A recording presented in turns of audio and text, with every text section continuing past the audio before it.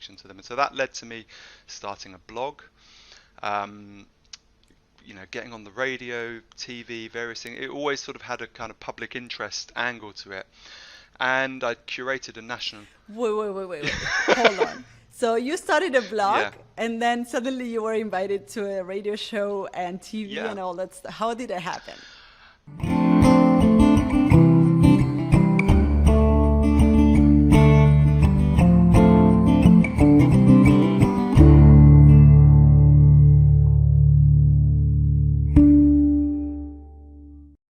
Hello, and welcome to another episode of Open Studio. I'm your host, Martina Flor, and in this interview-style episode, I have honest conversations with artists, designers, and creatives to uncover their story and the specific tactics they use to build a successful career around their skills and the work they love doing.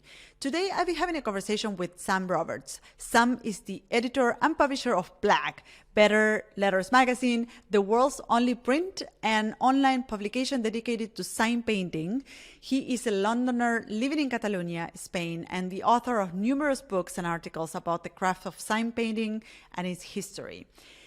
The conversation with Sam was so insightful, and I really enjoyed it because, and I think you're going to enjoy it as well, because we normally invite lettering artists, illustrators, and designers to this interview-style podcast, but he provided a different perspective. Sam has always worked, even when he has his own way with creativity, with words and writing, he has always acted as the producer or agent, the person who is standing between the artist, in this case, sign painters, and the audiences. And throughout his career, he has, led by his interest for letter forms and sign painting and Ghostsigns, he has started so many different projects.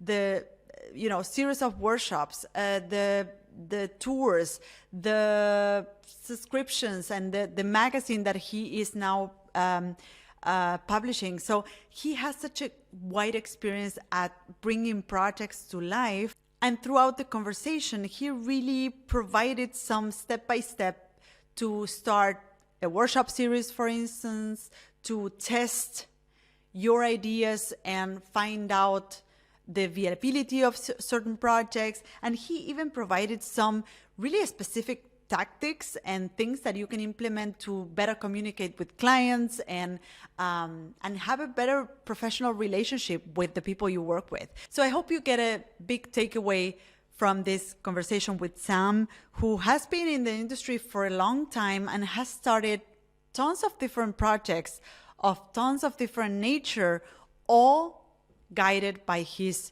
love for the craft of lettering, sign painting, and Ghostsigns. So without further ado, enjoy this conversation with Sam Roberts. Hello, Sam. How are you doing Martina. Today? Thank you for coming on the podcast. Thanks for having me and for inviting me and for making it happen, because we've had a couple of delays with noises, carnivals, and things going on outside. Oh, yes. So hopefully you can listen to us, or our listeners can hear us clearly and without construction work happening on the side and stuff. So Sam, for those that are listening right now, tell us briefly who you are and what you do. Okay, I'm Sam Roberts. I'm originally from London, but I live in Catalonia in Spain. And I spend my time at the moment editing and publishing a magazine all about sign painting, traditional sign painting, but mainly focused on people doing that kind of work today. And I got into all of that through old painted signs that myself and others call ghost signs. But yeah, I'm a big sign painting enthusiast, but I'm not a sign painter. Yeah, that's so interesting from your profile, and that's why I'm so excited to have you on the show, because normally we invite lettering artists and illustrator, and just for those watching this episode on YouTube, you get to see the magazine that Sam is speaking about on his background or just behind him, and I think it's really interesting to have you on the show because we normally have lettering artists or illustrators or designers. And I think that you have worked with creativity and with with other artists, but in other capacities, more as a producer or an agent.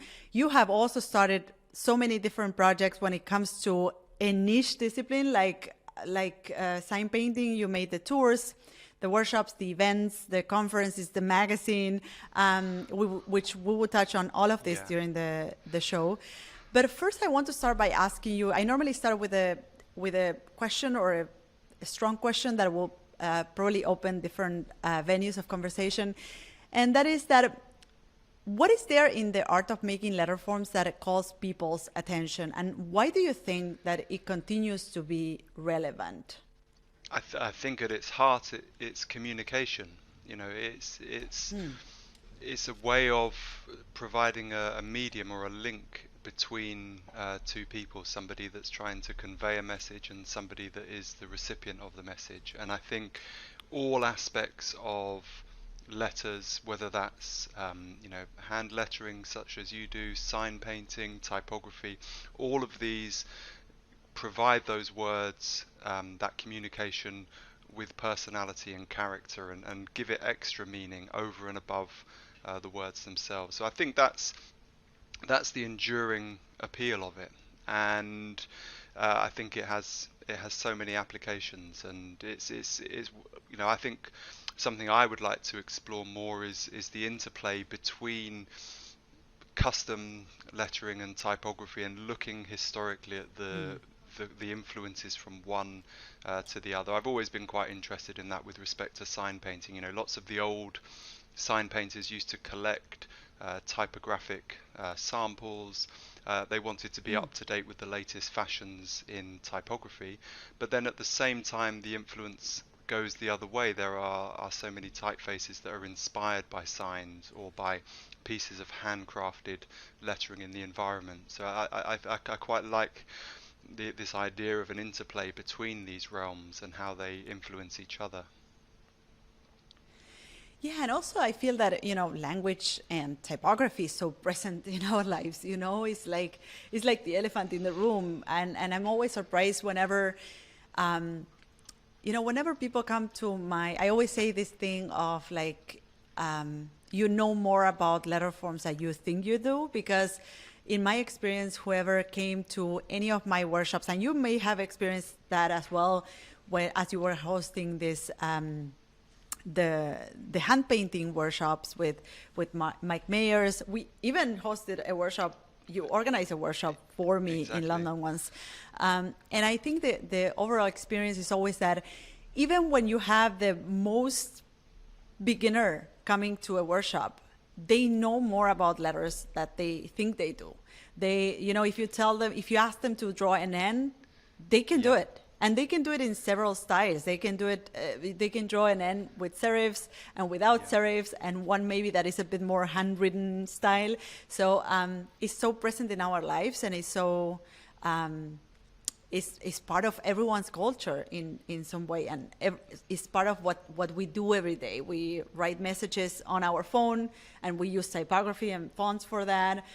We leave a note, or we make a shopping list, and we use our handwriting, right? So, and I want to move. I want to touch shortly on how did you get into this, because, as I said before, you started so many different projects, right? Like you now have the magazine, the Better Letters magazine, but you also wrote books, and you organized this series of workshops with sign painter Mike Mayers, and you organized a conference, and which is called Letterheads, and you did so many things. But I wonder how did it all started? Yeah. I always find it hard to pinpoint exactly when it started, but where I tend to see the main point is in around 2006, and at that time I was working within the advertising industry, and in that industry you sort of always have a sort of sense of, is it a good thing? Is advertising just causing us to spend more money than we should, and to want things that we that we don't need. And I was sort of quite interested in that ethical aspect of it. And one of the debates there is about outdoor advertising and what role that plays, because most advertising exists within a media landscape. So you have your television is free, more or less, because you are exposed to advertising. Obviously, Netflix has shifted that to an extent, but the same with newspapers and magazines. The cover price is low because you have agreed implicitly to be exposed to advertising, whereas outdoor advertising doesn't have that same exchange of value. And so there was a guy writing, Howard Gozard, and he described outdoor advertising as trespassing on our field of vision. Anyway, this is a long way roundabout way of saying that I was quite interested in outdoor advertising. I was always looking at posters and billboards, and within that, I don't know how it happened. I think it's because I moved house and I started walking down a street a different way than I normally would have done. But I noticed this old fading sign on a brick wall. It was advertising as stationers, and it was sponsored by a fountain pen brand. I thought, wow, that's interesting. People used to paint a billboard basically onto a building, and then I quite quickly saw another one, and then another one. Oh, this is interesting. I wonder how many of these things there are out there. And I did some, the internet was a slightly different place back then, but I was able to find online that these were called ghost signs. And you can see why, because they're sort of faded, they're not full-bodied, slightly translucent. And I emailed a bunch of people and I said, look, I found these things. I've heard they're called ghost signs. Have you got any near you? And I had such an overwhelming response to that from people saying, there was one I always walked past on the way to school, or I always knew we were nearly at my grandmother's house because of this one. Or there's one round the corner from me. Now, everyone seemed to have a personal or a family or a historical connection to them. And so that led to me starting a blog, getting on the radio, TV, various things. It always sort of had a kind of public interest angle to it.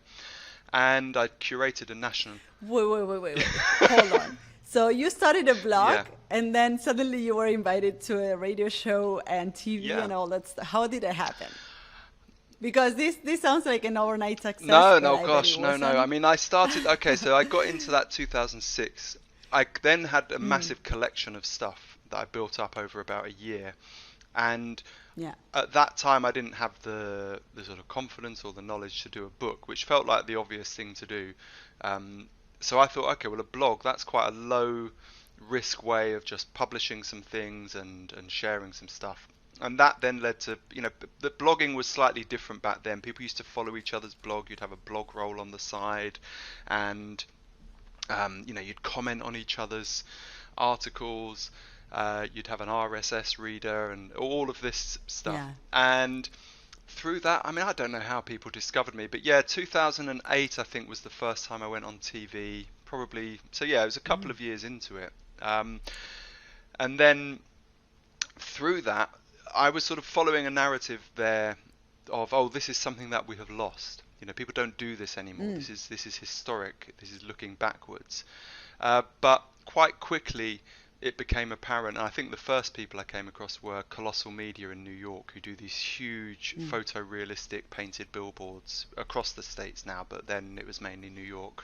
And I realized, no, there's actually still a load of people doing this. And I started following some of those people and becoming more and more aware of, although it's a smaller trade, it still exists. And we maybe come back to this next bit at some other point, but I went to Cambodia and came back from Cambodia. I did 2 years with my wife volunteering there, and when I got back, I didn't want to return to the I wasn't exactly in corporate life, but I didn't want to return to working inside of organizations. I felt motivated to try doing something for myself, and I gave myself a period of 6 months. Okay, see what you can do with 6 months. If you don't put any pressure on yourself to worry about the money for 6 months. I had some savings and so on. See what you can do, and that was what led to me designing and researching my London walking tours, looking at the old ghost signs.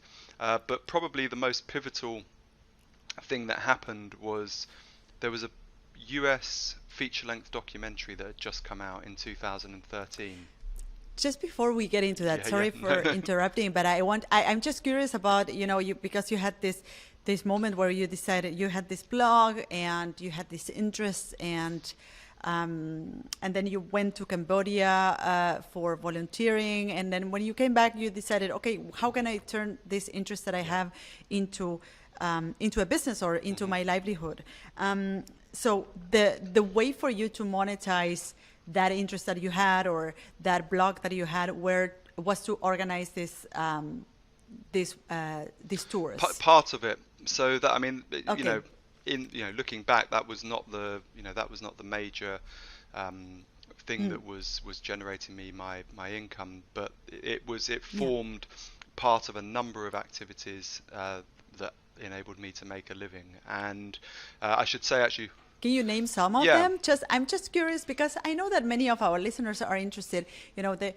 Most of them are artists, lettering artists, illustrators, and they wonder, okay, how can I yeah, make a yeah, living with my skills? But also, some of them might have a certain niche interest, and they're wondering, okay, how can I monetize my blog, or how can I monetize a certain product that I want to bring to life? yeah, So, I think your story can yeah. also be very inspiring for them in terms of giving them Well, ideas. the three main things. So one was the tours. The other was um, commissions or referral fees. So because I was connected to and involved with the world of sign painting, and we should say in the UK and Australia sign writing, but I will talk about sign painting generally. Mm. Um, Clients would approach me, so it would be design companies, architectural firms, advertising agencies would come to me and say, Sam, we've got this brief, and it could be that it's that they Mm. wanted something that would eventually manifest digitally or in print, or it could be that they wanted an actual installation or a mural or a piece of signage on Yeah, site. And what I was doing in that role was effectively acting as an agent or a broker. So I would deal with the client, I see. take the Yeah. brief, develop the scope of the work, then based on what they needed, help them to select and work with a sign painter or lettering artist or whoever it might Mm. be, and then I would earn my fee as being that intermediary. And I think that works for some people. Some people like having that sort of buffer between them and the client, Mm. that they have to Yeah. worry about is the creative process and doing what they love doing, not dealing with invoicing, contracts, and all of those things that I could Mm. take on. And I think for some of the clients, they felt maybe a sense of reassurance or confidence that I'm dealing with this guy. He's responsive to emails. I'm that person that's giving them the reassurance. So that was another big area. And then the last one was the workshops program. So, Mm. the workshops program started with Mike Meyer, and we worked together from 2014 and, well, Mm. more or less until the onset of the pandemic. I worked with other sign painters and lettering people, Cheryl McLean in Australia, Yeah. David Kinniston from Wales, yourself, Barbara Enright and Carla Hackett from Australia. So there were, a bunch of other people that I worked with, but the mainstay of that workshops program was with Mike Meyer. So I took on. He just wanted to teach. He wanted to travel the world and teach, and I couldn't do that because I'm not a sign painter. But what I could do was market that program and put in place the logistics that meant when he turned up in a location, everything he needed was there ready and waiting for him, and that he could just walk in more or less and get on with the teaching. So those were the sort of the three, let's say, the three main strings to my bow.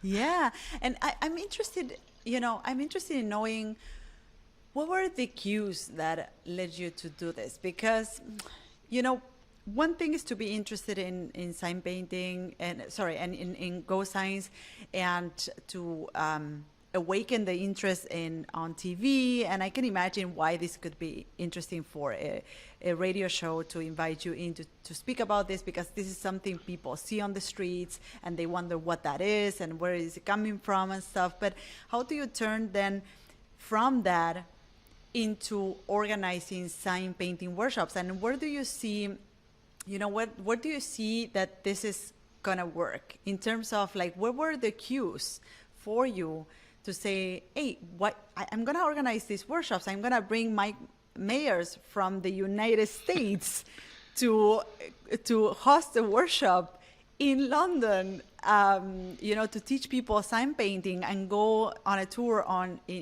throughout Europe. How did you test that idea, or if you tested at all, or it was just a bet and then it worked out, or what were the cues for you in order for you to like go on to this Yeah. venture? It was a response, I guess, to some of that interest that you described. The fact that people are naturally interested in these things means that there's a degree of intrigue or wanting to learn more out there. Um, the probably the biggest clue really for me was a series of screening events that I did in London. So there was a film, and it's coming up for 10 years. I don't know when this podcast will go out, but we're doing an online 10-year anniversary screening of this film. It's an American feature-length documentary called Sign Painters, and When is it happening? that's on the 18th of March, a Saturday evening.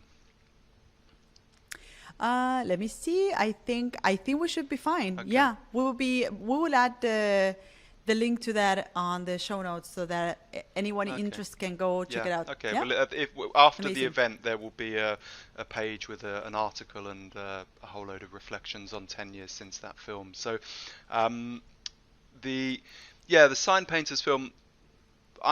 Because of my work, I was in Cambodia. I was watching this film having screenings all over the world. And I was Yeah. like, oh wow, when am I going to get to see this film? I've got to see this film. And then I was back in London, and there was nothing happening in terms of screenings in London. So I approached the directors and I said, look, what's involved in this? They said, well, you pay a licensing fee, you get the venue, you ticket it. If you make some money on the tickets, that's up to you. You can make it free, whatever you want. So I found a venue. It was a bar in South London called the Roxy, and booked one night there on a Wednesday. Oh, okay, yeah, that's good. Put the tickets for sale, and they sold out. I think it was within a day, maybe less. I don't know. They Wow. went extremely quickly. So I quickly got Yeah. onto the phone to the venue and I said, look, could we have the Thursday night as well? And they said, well, look, the best thing is if you're going to want the Friday, you better book it now because pressure will come on Friday. So I said, okay, I'm going to book Thursday and Friday. So then I put extra tickets on for sale. And in the end, we had 3 sold out nights for that event. My God. And I got a phone call while all this was happening and I was organising it from a guy called Ashley Bishop, who's at the Brilliant Sign Company. And he said, look, if you're putting on that film, there's a guy called Mike Meyer in it. He teaches a really great class for people who want to try this. And once people have seen the film, they're going to want to try it. So I said, okay, well, I can phone Mike. Mike, hey, would you be up for this? And he said, yes. So then I sort of I made a gamble at that point. I said, okay, before I pay for Mike to fly over here and venue and all, I'm just going to put some tickets up and see if they sell. And they sold really quickly. So then suddenly I did have Wow. to book a flight and actually make it happen. But I kind of, Mike is happening. but it was sort of, it was like a bluff. Yeah, we're doing this. So I had a confidence Yeah. thing of I am doing this. People responded well to that, and then after we did that event, Mike turned around to me and said, "Look, I really like the way that you put that together. It was much more organised than they have been in the past. Would you do that for me, you know, in a sort of more formal capacity?" And that was the start. And well, this book, the show cards book that we did in 2021, is kind of a retrospective. So Mike would nearly always paint a hand painted promotional card for the workshops, and when you look through Yeah. there, it's hundreds of events that we did over that time. Wow. There were workshops, talks, the conferences that you mentioned. So that was a big driver for me, and brought me into contact with so many people that were fascinated by this trade, this craft, and wanted just to learn more. And what's been fascinating to watch with that is people that came onto the workshops who then said, no, I'm not doing that desk-based graphic design job anymore. I'm going full-time sign painting, and it really Wow. has changed a lot of people's lives, the impact of those events. Yes, I think it's one of the reasons why I think we connected, you and me connected through our teaching work or our work, organizing workshops and teaching and stuff. And I think that that's the key of it. That's what keeps us doing it, because I also have that experience with other students, people that have come to my seminars here in Berlin or have joined my online programs and stuff, and then suddenly they're working as lettering artists, right? And they went from having a job as graphic designers, which is, you can be totally happy as a graphic designer, working as a graphic designer, but they felt that they wanted to do something different, and they discovered lettering, they developed a skill, and now they're out there making a living with that. And that is, as you said, life-changing, and I think it's like a great motivation to continue doing that, right? And what I'm interested, like what I find really interesting from what you just said is like how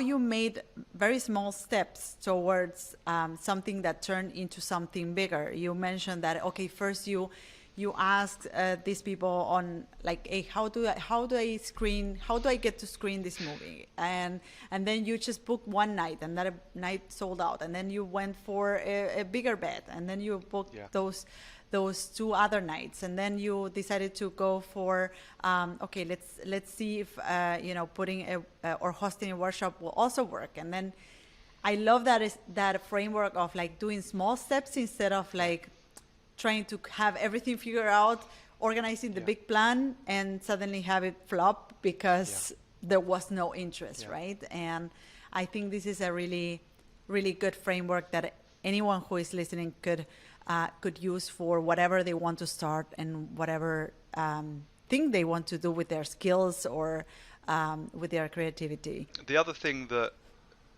is a common thread through everything that I've done is my own passion for this stuff.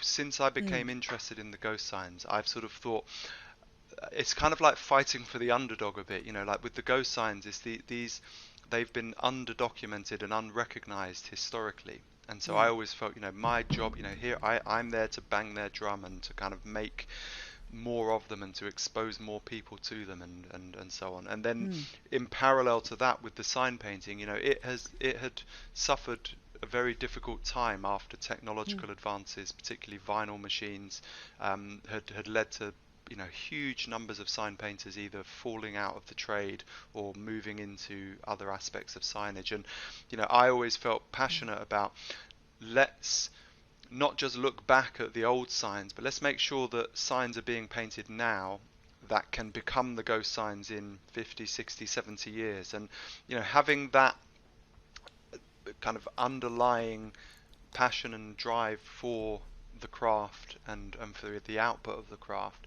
I think I don't know, I mean, this is the feedback I get from people, is that it sort of lends an authenticity to everything, and it makes it, you're not just doing this to make a business out of it, you're actually doing it because you care about the craft and about the people that are practicing it. Yeah, I love that, painting the ghost signs of the future today. And we should be. Yeah.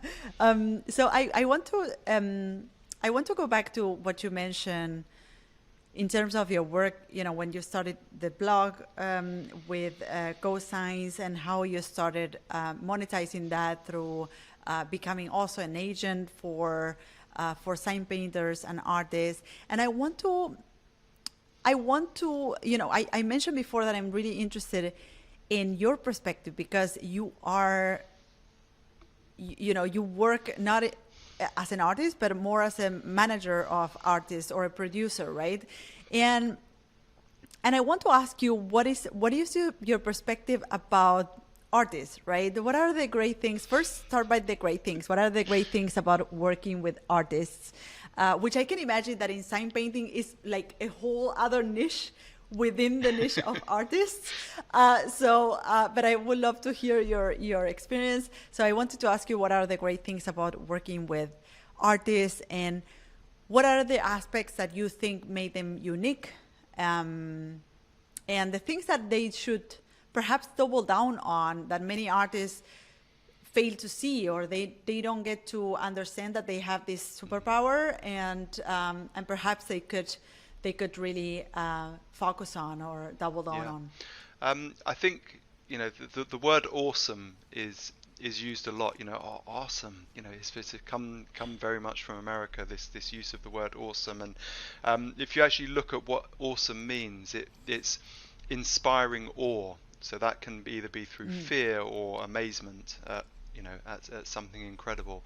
And I think watching sign painters work, highly skilled sign painters work is truly awesome in that sense of, I look at it, and because I have tried it, I've taken all the workshops that I've ever run, and I took yours, and I've taken all of these workshops, and I think it's by doing it that you truly begin to appreciate how hard it is and how much practice it takes to reach even sort of an elementary level. And so then when you watch somebody who can come along and quickly scratch out a few lines to guide them and then begin painting and create something that is amazing, is truly awesome. And that that for me is what I strive to promote and to sort of share, and to make, again, it's banging the drum. I sometimes talk about myself as sort of championing the craft. I feel like part of my role is not just to support artists with work, and well, artists, a lot of them would not want to be called artists because they don't see themselves as that, but it's also to expose this trade and this craft to a wider audience, much like that film did. That film brought the craft into the eyes of the architects, the graphic designers, and the advertising agencies, where before they'd perhaps forgotten or were ignorant of the fact that this could happen. So I think just it's watching people work and seeing what they can create that most inspires me. And I have to say, within the sign painting, it's a small trade, but it's a fantastically supportive one. We talked a little bit earlier about these conference type events called letterheads, and those are run on a not-for-profit basis. There's no membership organization or committee or chairperson or any of this sort of stuff. They are, somebody puts their hand up and says, I'm having a get together. Could be 5 people, it could be 500 people, and the whole idea is that people come together, share the skills, and begin to pass that knowledge on from one generation to the next. And I think you see that manifest very much on Instagram, for example. It's a very, very supportive and collaborative community. People are always organizing, little group shows, small letterheads events. So I think that, seeing the work and the culture of the trade, I think, are two of the things that really inspire me. I can't remember what the next the next bit of the question was. Yeah, I wonder what are the downsides now of working with artists, and let's reframe this. Where do you think artists have some room for improvement, or maybe things that they could do better, or they are overseeing? I mean, that's a tough question. I know. No, but I think there is, in general, they tend to be better at and want to paint signs and design lettering, and that's what they want to spend their time doing. And that means that often, and this is not to say all sign painters are like this, but often they can neglect, things like communications, looking carefully at their, at things like pricing. I often find that the pricing can be lower than it possibly could be. And I always encourage people to charge more if and when they can. But what else?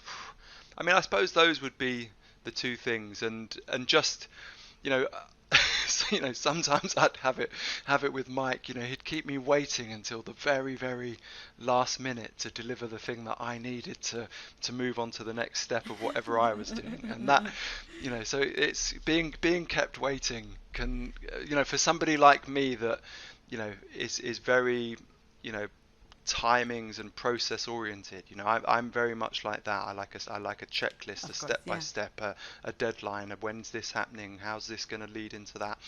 I have that logical, process driven mindset, whereas lots of the sign painters are, you know, scatty would be a rude way of saying it, but they're kind of, there's so much going on and they're easily distracted by the thing that's over here, and they can drop the ball occasionally. So that's, I think sometimes, they've appreciated working with me because I'm kind of prodding and saying, come on, we need this, and it doesn't feel like it's a client doing that to them. It's me doing Yeah. it. And so those would be some things, but like I say, you can't generalize that all sign painters are like that. Some are very, very logical and process and methodical, and others are more kind of chaotic creative, let's say.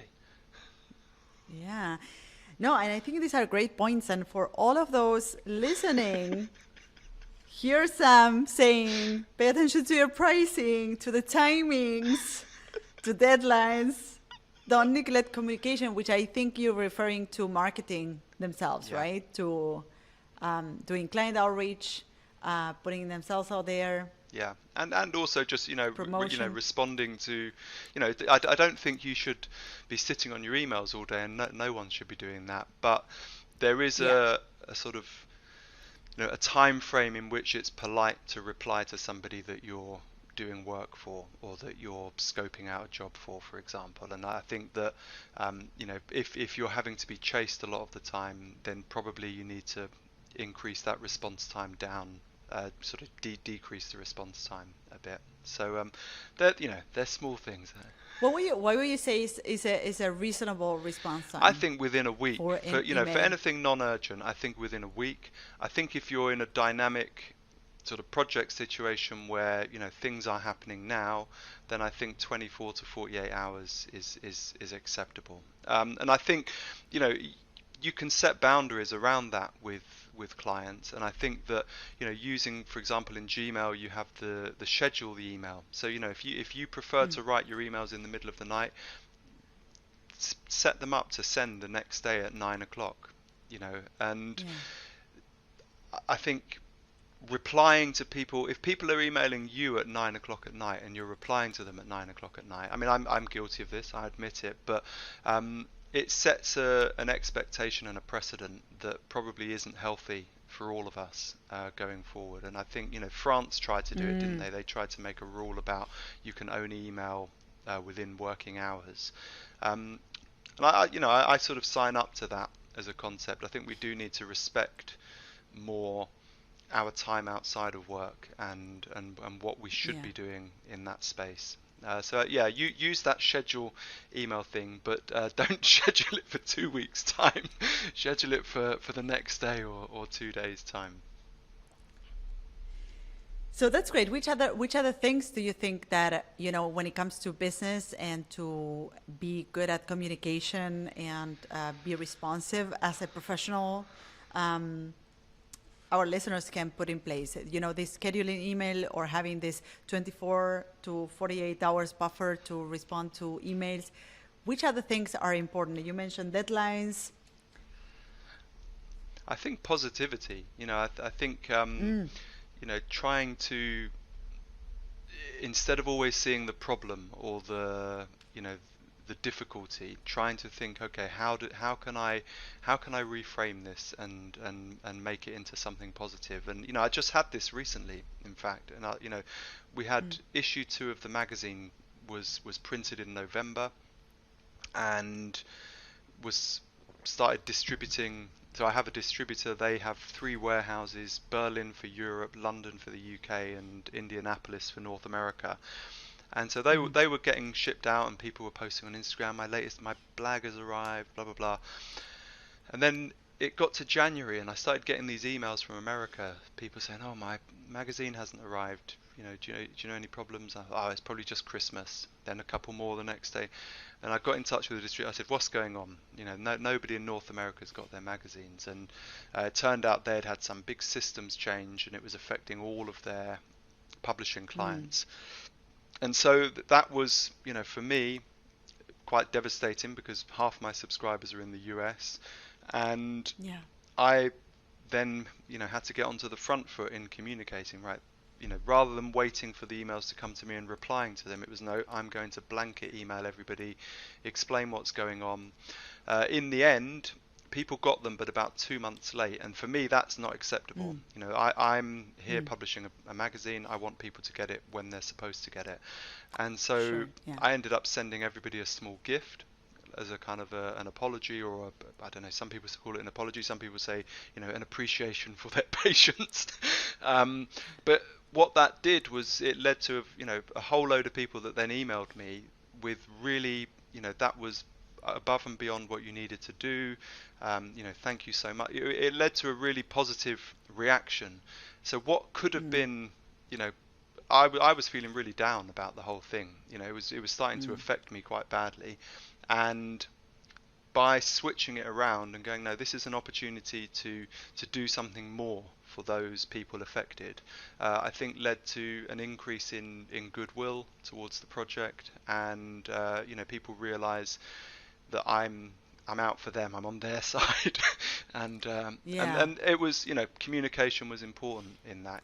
Being open and honest about what had gone wrong, why it was wrong, and what was being done to resolve it were all important.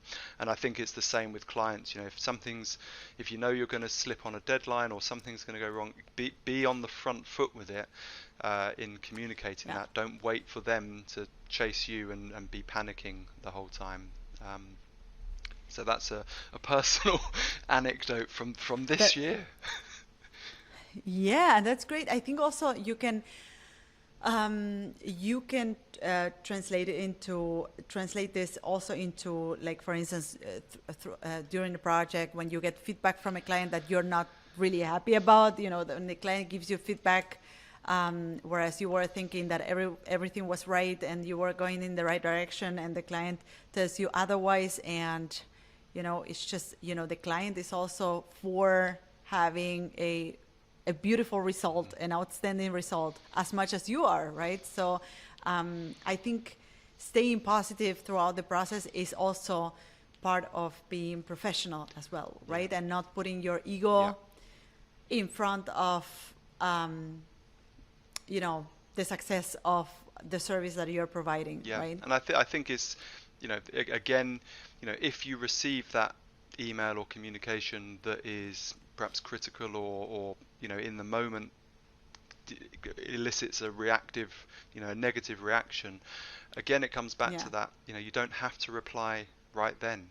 Take some Yeah. time, go Ooh, for a that's walk, good. have a sleep, whatever it might be that you need to do, go for a swim. I swim, and something that allows you to process it at some level, and to Oh, yeah. and to actually think it through. I think it's very easy to reply in the heat of the moment, and this isn't just to client communications. This, social media is a hotbed of this. If people just paused before hitting reply on social media, we could avoid a lot of angst and upset. And I think that is worth always. Sleeping on it is the obvious thing, and coming back with a considered response as to, okay, this is not right, this is how I'm going to fix it, and that will put you in good stead, rather than creating antagonistic relationships. I love this, and I think these are really actionable things that you can do. And this scheduling your emails, having this time buffer to answer to your emails, the positive attitude towards projects, being at the front, being front foot. You mentioned something like being front foot. Being You on the said front foot. So that's on yeah, the front foot. you're leading the communication. So you're the one taking it to Yes. them, not waiting for them to harass you and to chase you, you know. Yes, I remember that this is one of the things that I learned as I was working. One of my first jobs, as I was working for an advertising agency, the creative director always told me, told me once, if you're gonna be late with the project, just tell them first. Don't let them send you an email. Don't let your client send you an email telling like, "Hey, where's the project? You promised to deliver it yesterday," because that's a problem. When they have to Yeah, chase you, is because you're not keeping their project, top of mind, right? So you're not even caring about what you agreed yeah, with them. So if you're late, if something is wrong, be straightforward. yeah, Email them, hey, I have a delay, or this is taking longer than I thought it would take. And normally everybody, unless it's a project with a very tight yeah, schedule or deadline, I mean, you always have like a 24 hours yeah, buffer or even more. Sometimes, you just set a schedule with the client just to have a certain schedule, but they have more or yeah, less flexibility to move things around, right? yeah. So, yeah, People are but this always is, more understanding than you think, and yeah, often you know when you're late, and yeah, it oh will be yeah, on your mind until you've done something yeah, about it. It's going to be at the back of your mind, and that's going to be absolutely. reducing your ability to concentrate and focus on anything. And so actually, you know there's these things about productivity where it's do the worst first. Like, so when you wake up in the day, right, what's the worst thing on my to-do list today? Right, just do Yeah, that, because actually what you find is that it lifts a huge weight off your shoulder. Often it's not as bad as you thought it was, and and more often than not, you will receive a positive reaction, because your client or whoever it is appreciates that you've been honest with them and you've taken the time to say, this is going to be late, I'm definitely going to have it done by whenever that might be. And then everybody's at ease and you can get back to the really fun stuff, which is doing the work that you enjoy. that's golden. That's golden. Sam, I want to shortly talk about workshops, because I know that many of our listeners, they have a skill or they have something they love doing and they want to Hmm. teach, and they're wondering, what do I start? And you have a lot of experience at organizing workshops, and you probably know what it takes to organize a workshop. So, and I'm really interested in hearing what are the steps that our listeners can do to just start a workshop series or just organize one workshop. What will be like the easiest step that they could give today to do Well, that? I think probably it's finding a group of people that are going to be kind to you on, on your Oh yeah, on your first yes, go. I mean, some people I think are, it comes to them very naturally. They are an extrovert type character. They like to be on stage in front of people, and they have a sort of a natural way of making things seem simple and easy for others to understand. So you can find out if that's you by inviting yes, some friends and family or some colleagues, yeah, or a friendly group, and maybe you just charge them for the materials that you're going to use. yeah, Don't immediately think, oh, this is going to be my new career direction. You just do one to start with, and keep mm, it small. Have only 5 or 6 people. Um, if it's something that you're wanting to do, in a more commercial type capacity, I think there you need to think about geography. And is this mm, something that people are going to travel to you for? Is your studio particularly special that the workshop only really works there? Or is it something that's more portable that you would like to use to visit other parts of your own country, or other countries? Travel now, I think, is, post COVID, is easier again. Um, More expensive now, particularly with things like flights. So you have to look at your costings and your budget, and don't just think about the days that you're teaching the workshop. You need to think about mm, how many days go into preparing for it, how many days Are you Mm. traveling if you're going to other places? How long does it take you to set your studio up, take your studio back down after a workshop event? So, these are all things, they're all, what are your materials costs? Those are all sort of commercial considerations, and then obviously what kind of margin. And underlying that, is there a market for it? Are people Mm. interested enough in what you've got to pay the amount you need them to pay in order to make it Yeah. viable for yourself? If that's your motivation, if your motivation is just to, get as many people to try your skill or technique as possible, and you're happy to, run 2 or 3 events a year on a not-for-profit basis, then by all means go ahead. I you know, I, well, the pandemic obviously caused our workshops program to stop. Uh, During the pandemic, I rediscovered my love of writing and researching signs, and that's what led to the books that I did over the pandemic, and then now the magazine.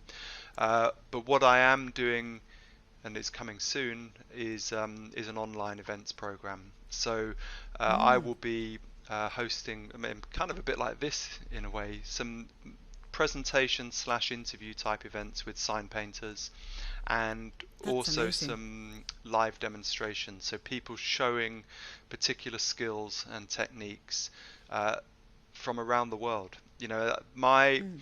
The thing I've realized is that because we did workshops on 4 continents, and is it four? Australasia, Europe, North America, Asia. We never did South America. We were scheduled to do South America in the summer 2020, and the pandemic came. But the audience that I have is very global, and what I'm looking to my events program to do is to bring sign painting expertise from around the world into people's studio living room through online. And so that's where I'm going with it next, and I think that is something also worth exploring now, because Mm. it's it's a lower risk thing, especially if you've got travel involved. You Yeah. if only 10 people sign up to your online class, well, you've spent some time setting up and a few hours in front of your screen.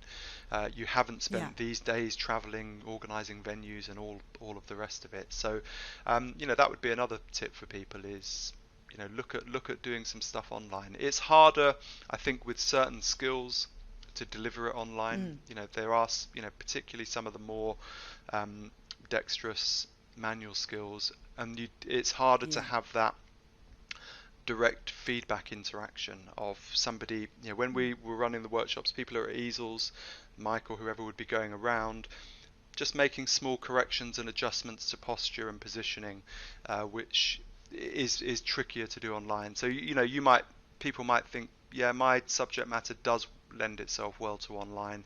Others would say, no, it's got to be face to face. Yeah. Yeah. And I think also like online in a way makes it easier. As you said, it's like the easiest step towards testing your idea. And I love this first step that you provided. Like, okay, test your idea. Just keep it small. Do it with a couple of friends. Or the first workshop I did was for free, Yeah. and then I could test myself as a teacher, but also I could see, which kind of transformation I wanted to create in the students, whether they were happy after the Mhm. workshops and stuff. And I think, I think starting small, and also what you mentioned before when you did the screening of the Sign Painters movie, that you also started small. You said, okay, I book a night, and then I see how the tickets sell, and once they sell, then I can book 2 extra nights, right? So you can also start with a free workshop or with a low ticket workshop, and Yeah. then go from, as you get Yeah. more validation and more results for your students, then you can up Yeah. it, right? And you can increase the price and make it more complex, and maybe explore the possibility of like traveling Yeah. places or inviting people to come to you. So I think that's a great kind of kind of great tips to get started if any of our listeners want to start their own workshop series, or at least host their first workshop. And I want to touch shortly on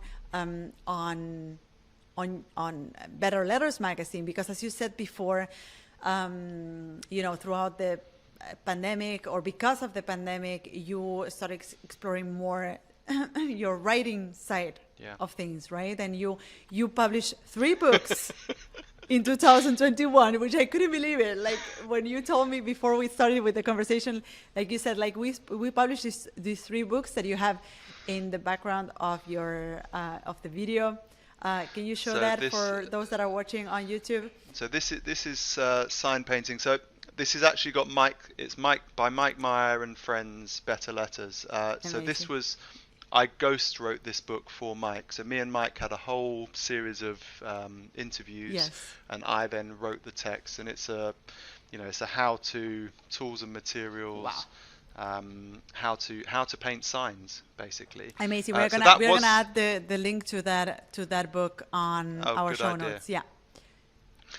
So that was supposed to come out in 2020, but the publisher decided no, the pandemic's not the right time to bring this out. Actually, they probably would have done very well to bring it out in the pandemic, because everybody was at home looking to start something new. But anyway, so that came out in 2020, and then the other 2 books were basically due to the pandemic, because I suddenly had time on my hands, and I can't sit on my hands. I have to be doing something. And you probably have one of these, like a bucket list or a list of things.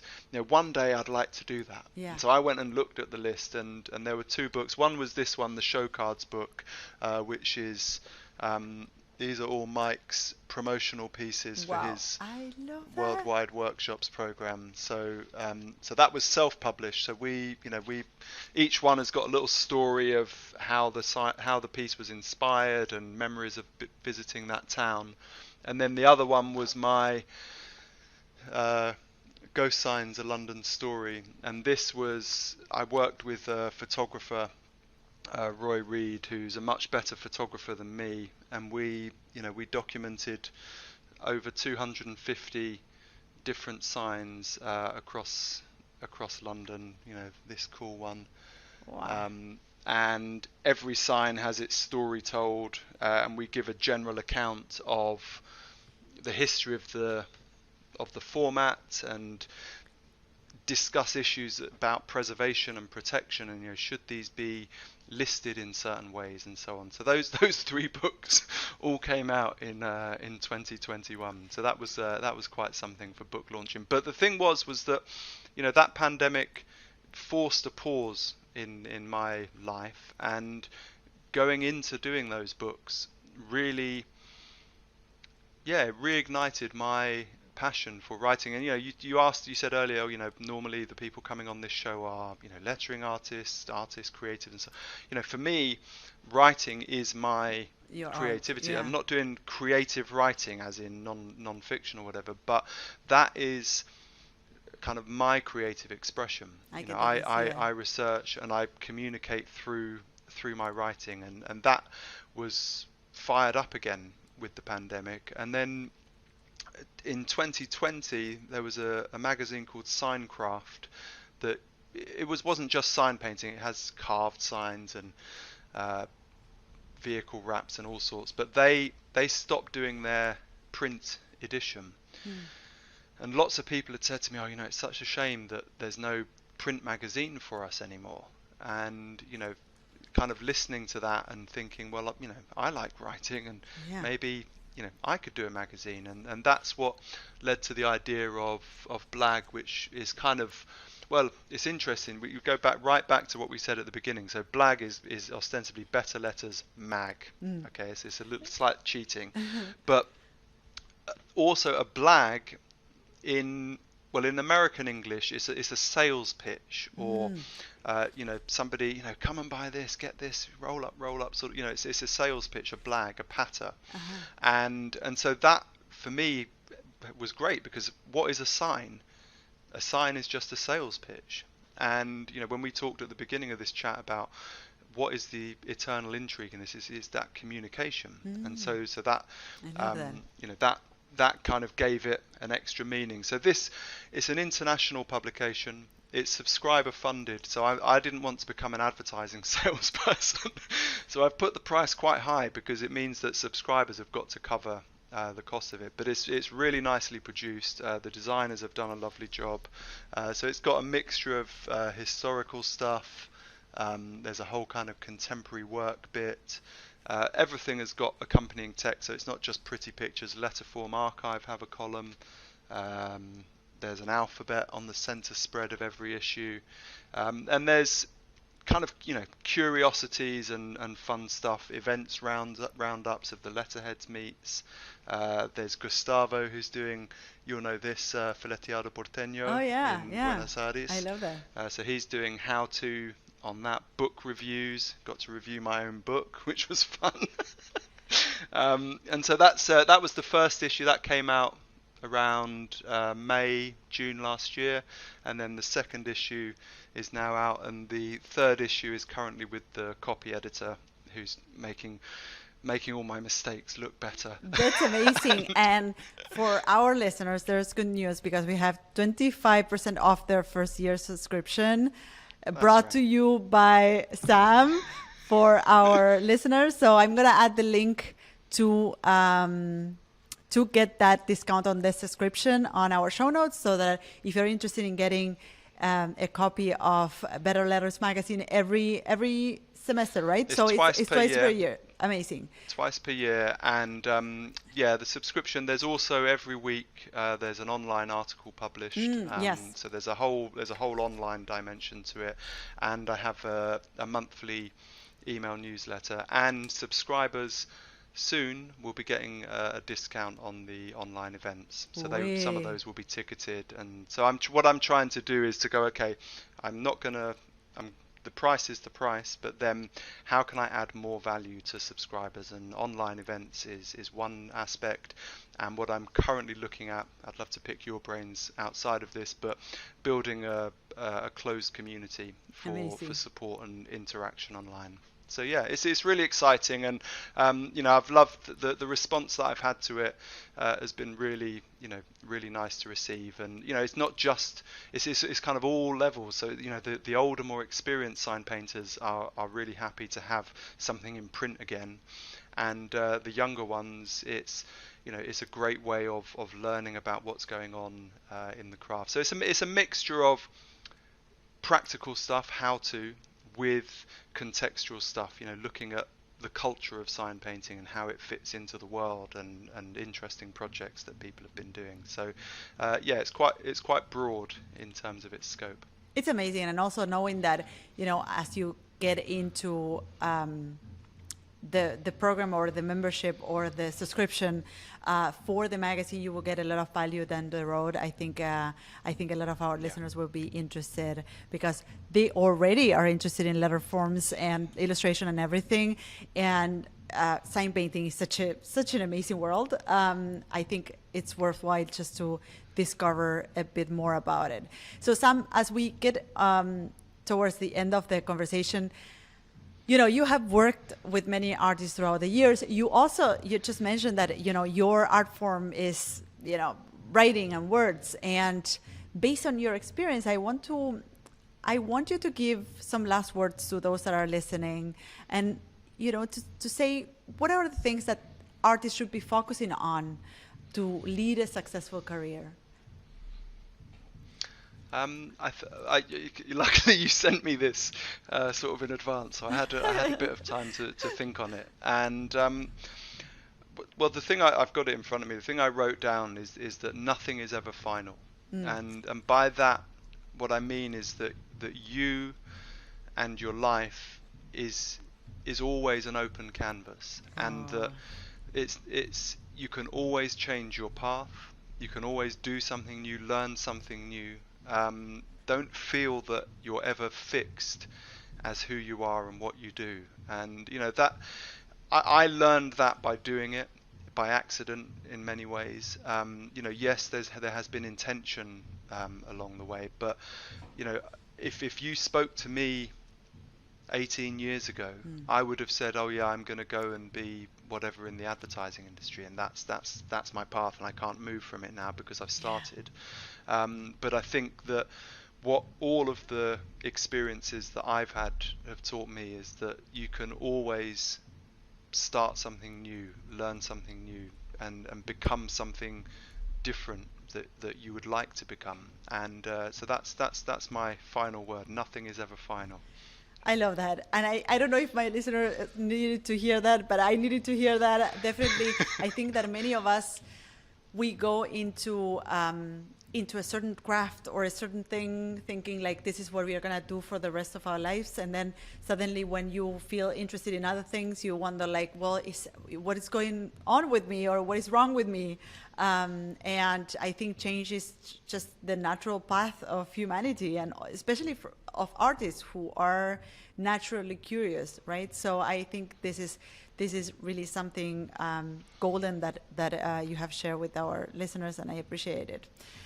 So to wrap up the episodes, I like to play a little game so that we end up always on a high note. The game is called Finish the Sentence. So I basically start the sentence and you complete it. Okay, Are this you is ready? like Freudian slips. Here we go. Oh yeah. This is where we get to know you, the real Okay. you. Okay. So, you ready? No. I'm ready. Okay. I'm ready. Everyone says I'm. Everyone says I'm organized, probably. I would die without. Swimming. I'm always chosen first when it comes to. Always chosen first when it comes to taking responsibility. I know this is weird, but I really like to. I know this is weird, but I really like to. Oh God. I don't. I probably just walk around looking at old signs. Oh yes. Artists are generally. Crazy. Today is a great day to. Start something new. An ideal world.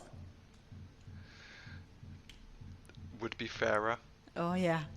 Sam, thank you so much for coming on the show. Where can people find you? You and your work and the magazine and everything. Tell us everything. I'm going to add it to the show notes. Okay. The best place to go for the magazine is the website, which is very conveniently bl.ag. Oh yeah. I bought, so it spells BLAG with a dot in the middle. Amazing. And it's from sorry, I'm going to digress, but you know that when you see a website .tv, Yeah.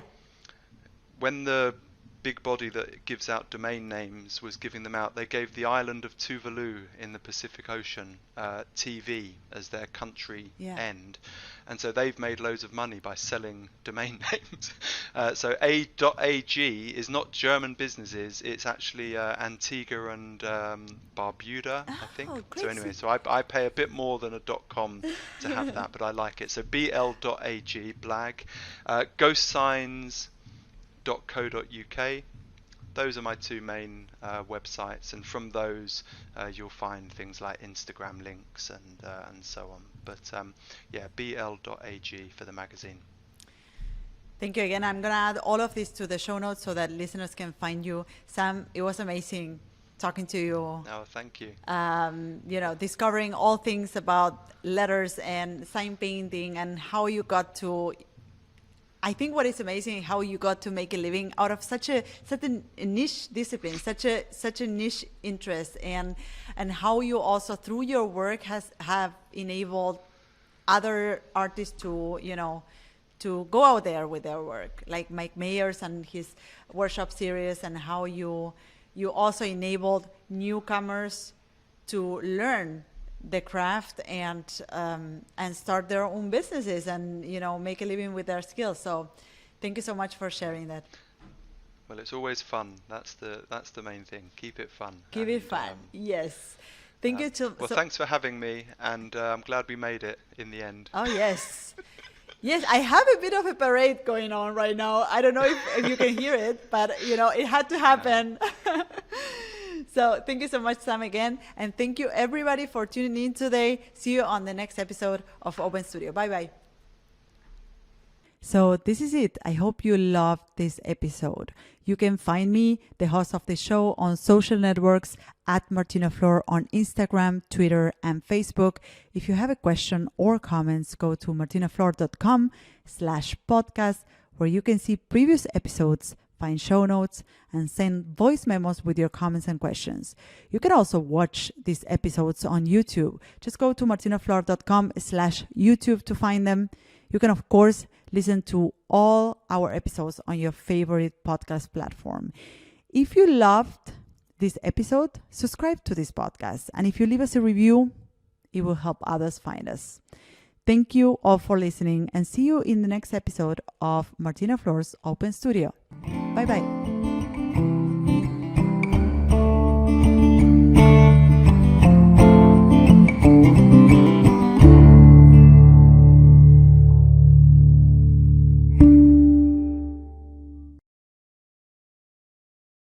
Hey, learning and mastering hand lettering can be incredibly overwhelming and frustrating. However, a proven framework can help you see real progress, populate a portfolio with standout work, attract paid assignments, and become your source of income. Sign up for my upcoming free masterclass called A Roadmap to Master the Art of Hand Lettering and Unlock Your Full Potential as an Artist.